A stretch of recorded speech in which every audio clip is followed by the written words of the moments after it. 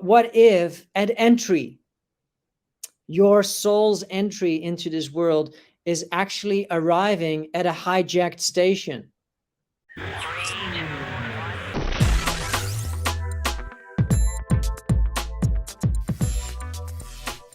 The only way that I can explain this and how it all fits together, because I understand trauma-based mind control and I have studied and researched what MK Ultra programming is and what all those black book CIA operations have all, and not to kind of enrich myself. It's like, oh, they're all evil. It's like, no, I genuinely want to figure out how they're socially engineering events, how they're socially engineering transgenerational succession that keeps us buying into the same lies packaged in different wrappings, that if you now get a flat screen television that has got 20 million pixels, your life's going to be better. And we all kind of know that that's not true, but the large swath of people going through the programming system is still so prone to it. And where this begins in our human ecology is at birth.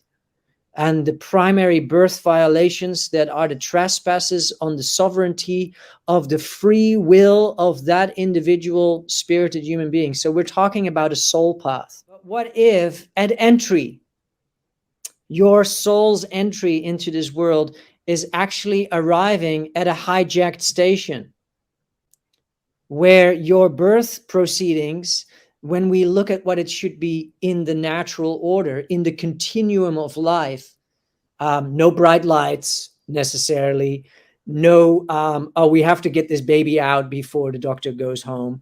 Oh, you have to lay on your back because that makes it easier for us to see what's going on. No drugs, no interference, none of that. And then the women that may be listening is like, well, that's not what my birth was like. And I'm not saying that there was anything wrong. It's just that all the forms of unnaturally bringing children into this world has an impact. And where the impact is here, is where that cord and that source connection to life prematurely gets cut. And it gets cut as quick as possible. But the placenta is still life, filled with life and energy and transmission of codes and energy is all still having to come through. The part of what people are looking for them outside of themselves, because we have all ventured out and figured out, who am I? Who am I? The part we're looking for is will. It is our will, because what got cut out from never fully entering our navel port, from where we judge our yay or our nay, is our will. And that will is what people look outside of themselves for, because it was never allowed to properly enter in. And because it never properly entered in, because of a very smart and divisive way to teach humans how birth works in a standardized, westernized, programmed system, we now have our will that knows of its spiritual soul path, that is connected to its spiritual soul journey, that knows who it is. It never got in. Now, that may sound a little bit metaphysical, but I know for myself that when we restore our will, when we lift the stain from our navel port, when we reactivate our will and we start navigating with our willingness, that's when the game starts to change. Because then we realize that not only were we always in control, we were just not able to see it because we were not willing to see it, because we were traumatized, but we step out of victimhood into ownership. And that is a journey. And that's based on trauma-based mind control, something that takes something. What it takes is your willingness.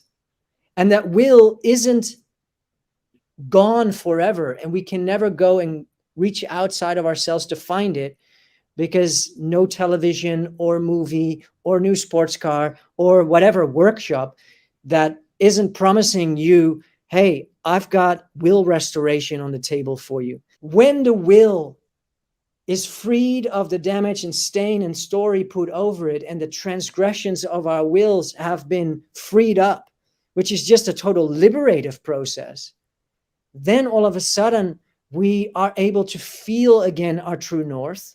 We are able to listen to those feather brushes as opposed to waiting for the sledgehammer to come in and knock us from behind. And so I would say, don't study trauma-based mind control. Just start re-enabling your will and figure out how to do that, because not everybody needs to dive that deep. Because human nature isn't about understanding the dark side. It's understanding love and being that and being whole in that. And the way to be whole in that, for me, is really about will awakening, will restoration, so that our navigation becomes either a yay or a nay.